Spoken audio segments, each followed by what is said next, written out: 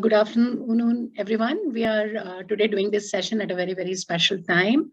So it gives me great pleasure to welcome Mr. Deepak Amar on our 69th author interaction under Trends Literature series, which is a virtual platform for conversations and very interesting interactions with several renowned authors and their interesting creations and books, and with definitely all the stories behind writing those books. Deepak, the author of today, is a professional writer and trainer. He considers the story of Mahabharata as the greatest ever told. So today we discuss the retelling based on Vyasa's Mahabharata and the rich folklore of India, which narrates a sage of bravery about a devoted son, a loving husband, a father who never saw his son, and an emperor whose faith stopped him from wearing the crown. Yes, the book is Abhimanyu, the Warrior Prince, and I must show you all this wonderful book. It is as, the cover is as attractive as the book inside. So welcome, Deepak, on a forum. It will be lovely to discuss with you my favorite character from Mahabharata, Abhimanyu. Yeah, good afternoon, and thank you so much for inviting me. So this is a very special show because you have already completed 68 such shows. And it's really great that you have done so many shows in so less time. So it's a privilege for me to be here. So thank you so much for inviting me. No, it's definitely our privilege to have you today with us on our 69th interaction. So to delve into the conversation straight away, I really want to know, why did you feel the story of Abhimanyu had to be retold? And how do you think you've been able to change the common perception of this very, very brave hero through the book published by Bloomsbury India? Yeah, now when we talk of Abhimanyu, most people know about Abhimanyu, especially if they know about Krishna and Arjuna, they would have heard about Abhimanyu. So when you say Abhimanyu, the first thing they'll say is Chakravyuha. The second thing they'll say is, poor guy, he went into the Chakravyuha and he died. So that is the limit of what people know about Abhimanyu. But what exactly happened within the Chakravyuha? What did Abhimanyu do that he deserves so much of credit as a hero and as a martyr? So that has not been explored much in novels before or in TV shows and movies. So that was my focus while writing this book. So before I go into Abhimanyu, so I would like to just share a bit about how I went about writing this book. Yes. Actually, I had no idea of writing fiction.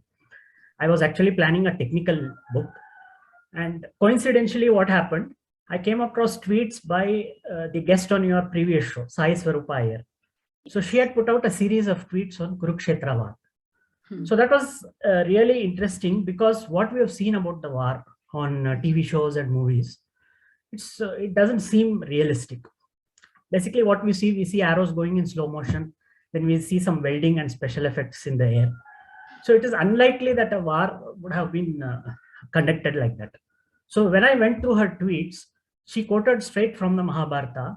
So then I realized that there was much more to the war than what has been shown or what we have seen so far.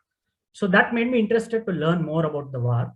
And that's when I picked up the original text of the Mahabharata. Because till then I had read only abridged versions. So basically I started off my journey into Indian culture and Puranas through Amar Chitra Katha. So that was where I got my grounding.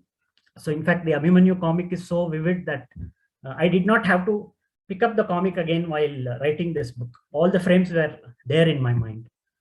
But I had not read the original Mahabharata. So I picked up the version by Kesari Mohan Ganguly. So that was the first English translation which came out of the Mahabharata. So that is when I started reading about the war, and I realized that there is so much in it that needs to be shared. So that's when I felt that I should write a book on the war. Now, while studying, I came across a very interesting line. Sanjaya is telling this to Dhritarashtra. He's talking about the sons of the Pandavas. He says, Abhimanyu is 1.5 times stronger than Krishna and Arjuna put together. So that was a very surprising statement, because we all know that Arjuna is the hero of the Mahabharata, the greatest warrior ever.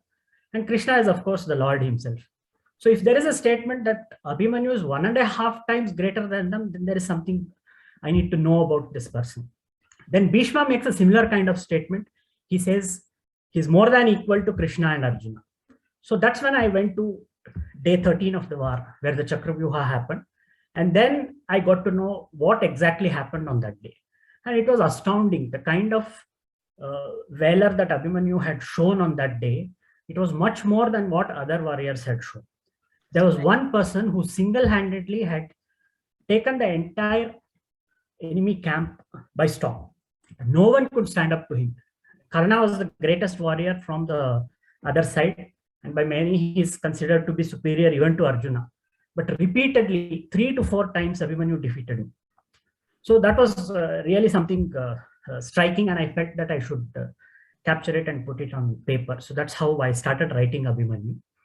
So while writing, my objective was to cover his journey from childhood to martyrhood. Yes. So he's a martyr. He went willingly. He knew about the Chakravyuha, how to get in, but he did not know how to get out. So, but that did not stop him. And there is a perception that the lesson we learn is half knowledge is dangerous, but that is not true. He did not know how to get out, but he never wanted to get out. During the war, he had no intention of running away from there. He was determined to stay there till the end. And it was treachery by Drona, who violated the code of war conduct. That was the only reason why they could kill him. So I wanted to cover this journey. So that's how I went about writing this book. So the aim of my book was to reach out more to young people who have not read much about the Mahabharata. So I wanted them to start reading more. That was the aim. And it's been just around 2.5 months since the book is released. So I'm getting a lot of good feedback from young people, especially high school and college students. So they have been interacting with me. They have been writing reviews. So I'm finding that it's striking a chord with them. So let's see in the days to come. I hope to reach out to more of them through this book and through other works. No, I must say, and I must tell everyone, it's a wonderfully written book, and you come to know so much about Abhimanyu that you didn't really know about. And but the next question of mine is going to be definitely a very, very regularly asked question. I'm sure you've been asked this several times, and it is always there at the back of the mind of everyone who wants to know about Abhimanyu, about Mahabharata. I know this answer is quite detailed. You have to read the book to be able to get that answer. So I request everyone to definitely read this book, but maybe in short form, you can tell us, why do you think, and that's a very important question, why do you think Krishna did not do anything to save Abhimanyu? I know that is the crux of your book, but maybe in brief, if you can tell us about that. Yeah, even though he was Krishna's favorite nephew, grandson of Indra. Yes. Why did this happen the way it happened? Yeah. Very interestingly, he was not the eldest son of the Pandavas. Prativindya, who was Yudhishthira's son, was the eldest. But yet everyone considered him as a future emperor. They referred to him. In fact, the warrior Satyaki, in front of Yudhishthira and Draupadi, he refers to him as the future emperor, and they do not say anything. So which means that there was an acknowledgement that he was the best. So that was the reason, there was so much focus on Abhimanyu. And he was brought up by Krishna. So what happened immediately after his birth, the Pandavas had to go on exile. So Draupadi's sons were sent to Drupada's kingdom, and Abhimanyu came to Dwarka. So where he was trained by Pradyumna, Krishna's son, and Krishna himself also trained him. Now it is a well-known fact that he was Krishna's favorite, but yet he died. So the question is why? So there are 2 answers to this. One answer, of course, you will find at the end of the book. So that I would not like to reveal here. So I want people to read the book so they know that.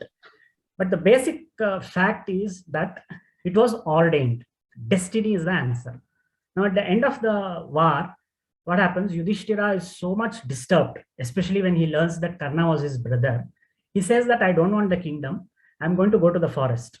So everyone puts in effort to convince him, but he does not listen. Then Bhishma, who is lying on the bed of arrows, he says that do not blame yourself. Neither you are to blame, nor Duryodhana is to blame, nor Shakuni is to blame. It is destiny. So this was fate. It was ordained that things will happen like this, and that's why it will happen. So that's the same thing as of Abhimanyu. It was destined that he will live for 16 years on earth. Now, why? There is a background story. So once again, I'll say, please read the book to know that background story. So it was ordained that he will live only for 16 years on earth, after which he will live. And during that time, he will outperform and he will help Krishna. Now, the purpose of Krishna's birth was called as Bharavataranam. That means to reduce the Bhara or burden on earth. So Krishna's aim was to reduce the burden of evil on earth. So for which there had to be a war and there had to be killing. So Gandhari asks a question to Krishna. She says, you could have stopped the war, but you did not lift a finger to do it. And she curses him. That's of course a different story. But the point is, Krishna could have done anything, but he did not do it because he wanted destiny to be fulfilled. Now at the end of the war, what happens? Ashwatthama, he releases the most powerful weapon called Brahmashira, and he's not able to withdraw it. So then what he does, he redirects it at Uttara, Abhimanyu's wife's womb. So Abhimanyu's son Parikshit dies. So that is when Krishna intervenes. So Krishna never intervenes anywhere else. In fact, at the end, Krishna's son Pradyumna is beaten to death in front of him. But yet he does not intervene because it was destined. But in the case of Parikshit, it was destined that Parikshit should be the heir. He should be the next king. So Krishna revives him and gives him back his life. But he did not do that to Abhimanyu for the simple reason that it was not required. It was destiny. He was supposed to be a martyr, who was supposed to be a great hero who will be remembered for it. So right, there's a question by S. Vijay Krishnan. He's there today.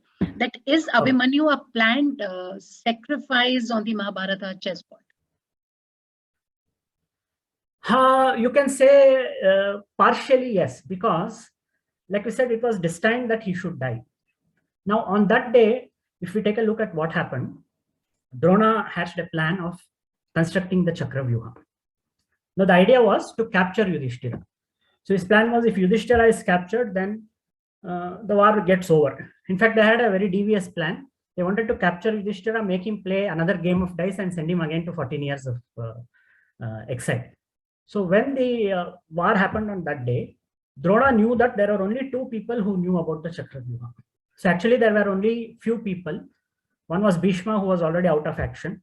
The other was Pradyumna, who did not take part in the war. So that left only three people, Arjuna, Krishna and Drona. So he made a plan to take away Arjuna and Krishna from the battlefield. So what that plan is, you'll have to read the book. So Arjuna and Krishna are taken away completely from the battlefield. So they have no idea what is happening here. So that's when Abhimanyu, who knows how to enter the Chakravyuha, he goes in and the rest of the events happen. Now, obviously, Krishna knows what is happening. Just one word from him and Arjuna would have come back. In fact, there is an example. In the previous day, they repeat the same strategy. Arjuna is taken away.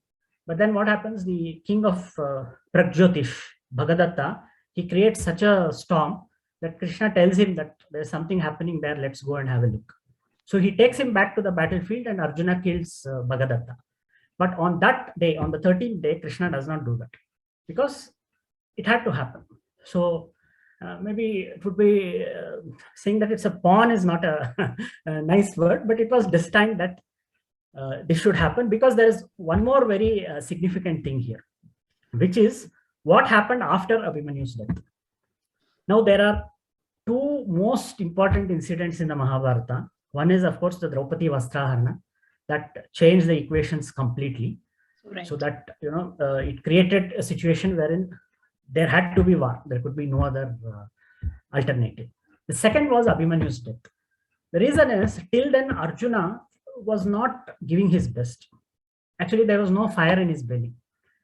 He was the greatest warrior. But he had a nagging feeling in his mind that they are my relatives. Drona is my guru. How can I kill him? How can I hurt him? So with great pain, he manages to pull down Bhishma. That too because Krishna forces him. So Krishna knows that if this happens, the war is not going to reach its logical end. So that's why what happens on that day, Abhimanyu had to die. So when he dies, then Arjuna takes a complete turnaround. On the next day, that is on the 14th day, he kills 7 of the 11 Akshauhinis of the Kauravas. Now the Akshauhinis is a brigade. So of that brigade, There were 7 with the Pandavas and 11 with the Kauravas. On day 14, 7 of the 11 were wiped out. So that shows how effective Arjuna was. And after that, it was just a formality. Karna had to be killed and Duryodhana had to be killed. That happened. So it was this incident that changed everything. So it had to be happened, and Abhimanyu had to be sacrificed. He had to become a martyr. I'm sure that answers Mr. Vijay Krishna's question. We all know that mythological retellings are tricky. As we all know, everyone has this core idea. Everyone knows about Abhimanyu. As basic story definitely is known to all. So what were the challenges you faced while writing the story of the underrated brave warrior? Yeah. Now, if we look at the Mahabharata, Abhimanyu's story actually starts from the time he marries Uttara. So, and the war. Before that, there are just sketchy mentions, just 1 or 2 lines, which says that he was born and he was trained. That's it. So there is nothing of the first part of his life. So that had to be filled in by me, because obviously we cannot start a book from the war stage. You have to depict the entire life journey of a hero, right from the start till the end. So his childhood, how he was trained, then how he married Uttara. So those all were, retelling. Certain fictional elements were added by me. So that had to be done to fill in the story. The second part of the book is mostly exactly as per the Mahabharata, without any major deviations. So the challenge was to fill in the first part. So for that, there was a folk tale. The folk tale was, it's an Andhra folk tale from Andhra. Actually, there are plenty of folk tales about Abhimanyu. There was a folk tale that Abhimanyu goes in search of his parents and he reaches the Viratanagara. There he meets Uttara and falls in love with her. So that concept, it intrigued me. So I developed upon that and I was able to fill in the first part of this book. Fantastic. I think very well researched, I must say. What were the questions you were trying to answer for yourself when you started writing this book, especially as we just discussed in the preceding question also, loads of literature is available. But when you started writing this book, definitely your inspiration, and also the fact that how did you really what answers were you trying to answer for yourself as an author, as an individual, as a writer, as an author? Yeah. So like I said, the main thing is the hero's journey. So there is a hero's journey which has been depicted by Joseph Campbell. So it has to start from the beginning, then there has to be a build up, then it has to reach a crescendo, and then finally it moves towards the conclusion. So building up that journey was the challenge. So fortunately, the Mahabharata had references to his training by Krishna and Pradyumna. So that I was able to build on. But another interesting thing is that the Mahabharata does not have certain things which are commonly known. For example, we talk about the Chakravyuha itself. The very interesting thing is the Mahabharata does not have anything about the Chakravyuha. It just says that Drona formed Chakravyuha. Now, what were the 7 layers of the Chakravyuha? Who commanded each layer? And most importantly, what was the technique that Abhimanyu used to enter the Chakravyuha? So that is not mentioned in the Mahabharata. So this is a bit surprising. It was surprising for me because on the other days of the war, there are references. For example, on one day of the war, there is a formation called as Krauncha Vyuha, Heron formation. So in that, there's a complete details like who was standing at the beak position, who was near the eyes, who was near the mouth, who was at the wings, who was at the tail. Everything is mentioned. But for that day, for the Chakravyuha, there is no explanation of how the Chakravyuha was formed or how it was broken. So that was entirely up to me to present it. So that was a challenge, and that was a question that I need to answer. How do I present this to the readers and present it in such a way that they find it interesting? Because when we look at the Mahabharata text itself, for example, if you ask someone to read the English translation of Mahabharata, like I said, KMG, Kesari Mohan Ganguly, that's the most popular translation available. That runs into some 5,500 pages. So obviously people don't have patience. People nowadays don't have patience to read even 100 pages book. So if you ask them to read 5,000 pages, they will not do it.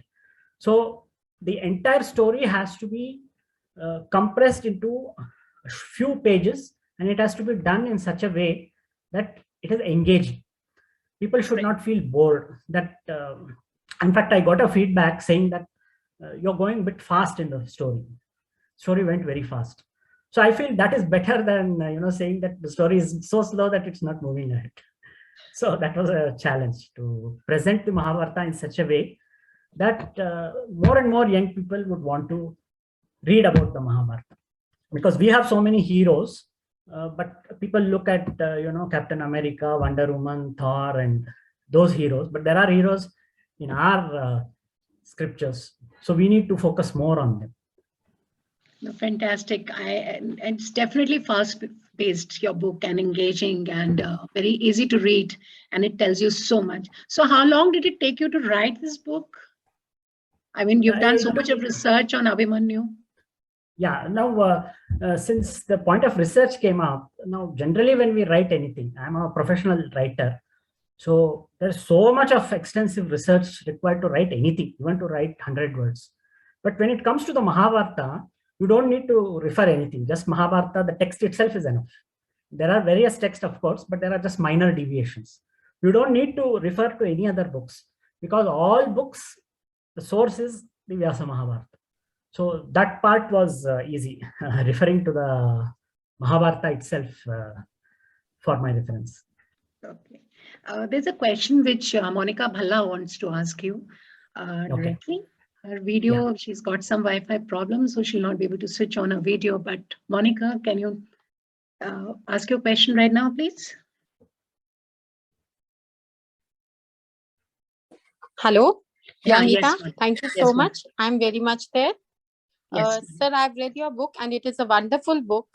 Just wanted to ask you that when Arjuna was devastated by the death of the greatest warrior prince, Abhimanyu, Krishna explained him that death is the only thing which is certain in this world. But, Abhimanyu died as a hero on the battlefield. Do you think there is any explanation for someone who is dying as a martyr and still as early as the age of 16, when his whole life was ahead of him? Yeah, thank you, Monica ji, for the question. So part of it I have already answered earlier. So the answer to this is that it was destined. It was destined that he should die, because he could have survived the war, then definitely he would have become the emperor. So there would be much more about Abhimanyu. But unfortunately, fate had other ideas. So it was destined that not only he should die, but all the sons of the Pandavas should die. So on the night of the last day of the war, Ashwatthama attacks the Pandava camp and he kills everyone. Only the Pandavas and Satyaki survive. Everyone else are dead. So that was destiny. So it was ordained. So he had to go. It was a painful way for a hero to go, but it had to happen. That was destiny. So that's what Krishna says. He says that these are the lessons I told you. I told you this lesson, that death is the end of this life. It's not the end of everything. So in fact, there is just an interesting snippet which I read somewhere. It's of course not a part of the Mahabharata. So when Arjuna goes to heaven, he goes to meet his son. So he says that you are my son Abhimanyu. So he says, in which life? So there are so many lives, so many fathers, so many sons. So that's how it is. Fate intended that he had to be Arjuna's son. He had to die and he had to show his valor. Thank you for a wonderful question and equally answered well. I have one question from Alka Khanna. She says that, do scriptures mention that a child in womb will learn? And where in Mahabharata is told that Abhimanyu learned the breaking of Chakravyuh when he was in his mother's womb? Yeah, this is a very interesting question. In fact, I was waiting for this question because this point I had not mentioned. So like I said at the starting, the very first thing about Abhimanyu people know is that he learned in his mother's womb. Now, the most interesting fact is that the Mahabharata does not refer to this at all. This is not a part of the Mahabharata. Nowhere in the Mahabharata is it said that Abhimanyu learned Chakravyuha in his mother's womb. So there is just a one-line reference in the Mahabharata wherein it is said that he says, I learned the art of breaking into the Chakravyuha from my father. That's all. So how he learned, what was the process, that is not mentioned anywhere. But it's a popular tradition. There are many folk tales about how Abhimanyu learned the Chakravyuha. Now there are two versions. One version is that it was Arjuna who was talking to Subhadra, and Abhimanyu learned it. The second version is that it was Krishna who spoke about it. So there are different versions here also. One says that Arjuna was about to narrate how to get out from the Chakravyuha, but Krishna came and stopped him. He stopped Arjuna and took him away, because the intention was Abhimanyu should not know how to get out. So that is one part. Now the second part of the question is there any reference to in our scriptures? Yes, it is there. It is there in the Mahabharata itself. So many thousands of years before Abhimanyu, there are two references. Of course, this is very lengthy stories, and it's beyond the scope of this discussion to go into detail. There are two instances. One is of a sage called as Dirghatamas.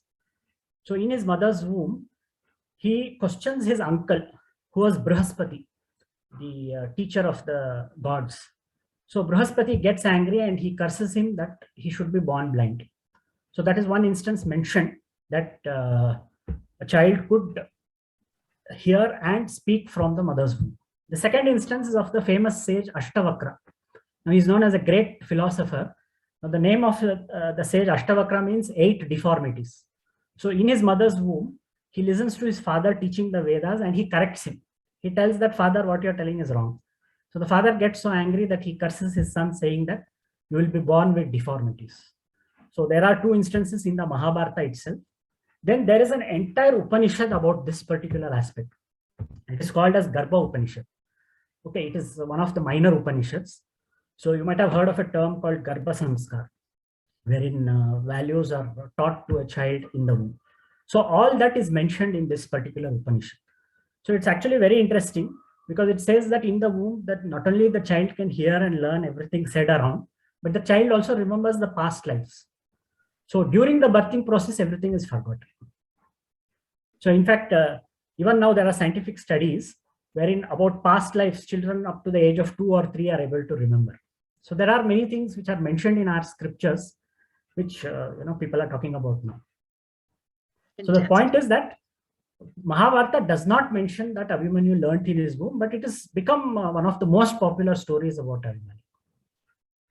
Fantastic. Very well researched. I'll like to take one more question, and that is from Mr. Vijay Shankar. He sent in 2 very interesting questions, but I'll request him to take his second one because the first one is already answered. So Mr. Vijay Shankar, can you please switch on your video?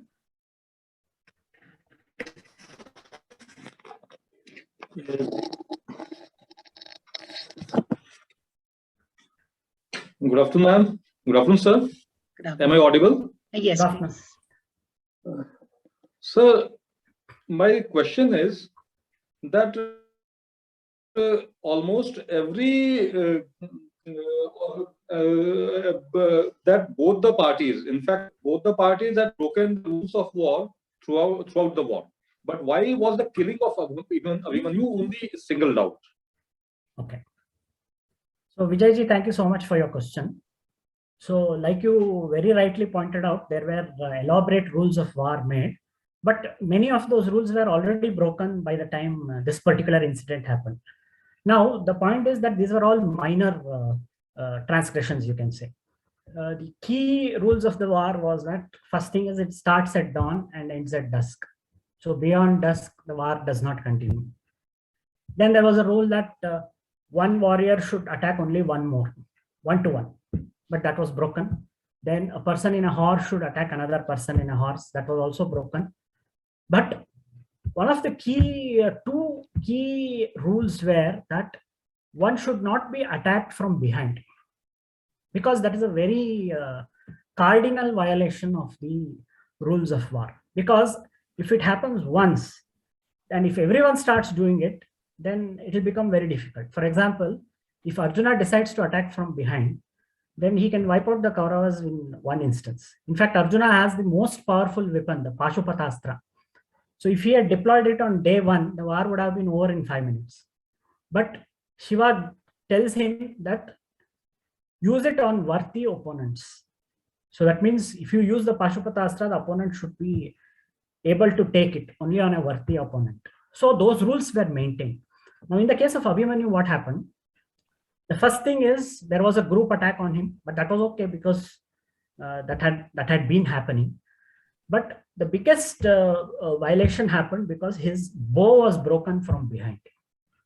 So that was the major violation. And the second was, even after his bow was broken, he did not stop. So as you know, he picked up the wheel. So that is the famous picture that you can see displayed behind me. So it's one of the most famous scenes from the Mahabharata. So he fought first with his chariot wheel, then he picked up a mace and fought. Then he had his final battle with Lakshmana's son. So both of them were equally matched, but the point was Abhimanyu had been fighting all day and he had been continuously attacked. So he was weak. So both of them fell down. Now Abhimanyu was helpless, lying on the ground, and he was unarmed. He did not have a weapon, but yet they killed him. So that was the biggest violation of the war rules. So that is why Arjuna takes an oath that I'm not going to leave, and he blames Jayadratha for it. He does not blame Drona. Reason is Jayadratha did not allow the Pandavas to get inside. Had they got in, the situation would not have happened. And there's of course another story to that. Bhima wants to kill Jayadratha in the past. Jayadratha tries to abduct Draupadi. So there is a famous story. Now Bhima wants to kill him as punishment. But Yudhishthira, as we know, is ever forgiving. He says, if you do that, then my sister Dushala will become a widow. So don't do that. Now Arjuna supports Yudhishthira on that day. Had he supported Bhima and killed Jayadratha, then this thing would not have happened. So that's why Arjuna blames Jayadratha and he says, I'm going to kill him for this violation. But the point is, even after that, you will find that Arjuna did not break the rules of the war. One of the names of Arjuna is called Bibhatsu, which means he never fights unfairly. So there is an instance of that in this book itself. While he's fighting with Bhagadatta, he moves to Krishna takes the chariot to the side. So at that point, he could have killed him. But Arjuna says, I will not kill him because it will be unfair. Let him turn around and face me, then I'll kill him. So as you know, after Abhimanyu dies, things go completely haywire. On the next day, the war runs even into the night. So all rules are broken. And then, as you know, Karna dies. He's unarmed. He's helpless in the same way as Abhimanyu. Then Duryodhana is killed. He is hit below the belt. So that again is a violation. So all this goes back to this particular incident. Thank you. I hope I answered your question, sir. Thank you. Yes, Thank sir. you, Vijay. Thank you so much, sir. Many, many congratulations. I'm looking forward to read this book. Thank you so much. Thank you so much, sir. Thank you, sir. Thank you, Deepak, for your presence today and writing such an exhaustive book on Abhimanyu. I mean, you've given us so much of knowledge on this warrior prince that I'm sure, and that'll be really complete after reading this book, I'm sure. And as I must tell everyone, the book has been published by Bloomsbury and you can always order it on Amazon. Thank you once again, Deepak, for being here with us today. Yeah, thank you so much. It's nice of you to invite me, and I really had a good time discussing the book and answering all the questions. Thank you.